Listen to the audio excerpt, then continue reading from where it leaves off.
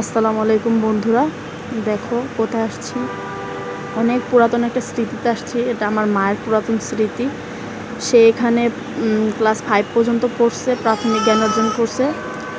তোমরা দেখো, দেখতে থাকো, কত সুন্দর।